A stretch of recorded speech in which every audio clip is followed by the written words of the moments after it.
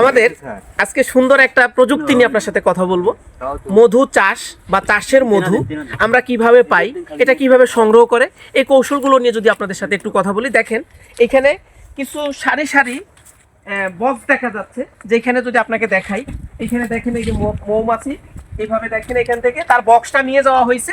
তারা কিন্তু এখন এই যে খাবার সংগ্রহের জন্য, তারা মধু আহরণের জন্য তারা রেডি হচ্ছিল। ঠিক এই সময় কিন্তু দেখেন আপনার এখান থেকে আমরা ডালাগুলো উঠায় নিচ্ছি, যে ডালা যেখানে মধু তারা সঞ্চয় করে। এই যে যদি আপনাকে দেখাই, এটা হচ্ছে আধুনিক একটা প্রক্রিয়া। এই যে দেখেন এখানে মধু আছে, এখানে কিন্তু মধু নাই। এই যে মধু দেখেন এখানে ঝকঝক করতেছে দেখা যাচ্ছে, এটা একটা অস্ত্র মাত্র। এটা দিয়ে এই যে এইরকম মুখ এটাকে বলা হয় ক্যাপিং।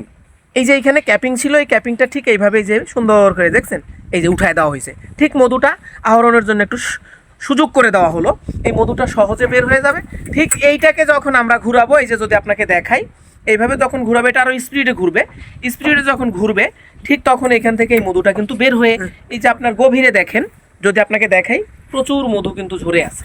তো এইভাবে কিন্তু মধুটা স্বচ্ছভাবে আহরণ করা হয়, এরপরে একে ছাকনা দ্বারা পরিশোধন করা হয়, এরপরে প্যাকেটজাত হয়ে আপনার কাছে পর্যন্ত পৌঁছানো হয়। তাই আশা রাখবো যদি প্রক্রিয়াটা ভালো লাগে, আপনারা অবশ্যই এই ধরনের চাষের মধু আপনারা সংগ্রহ করতে পারেন, নির্দ্বিধায় আপনারা মধু খাইতে পারেন।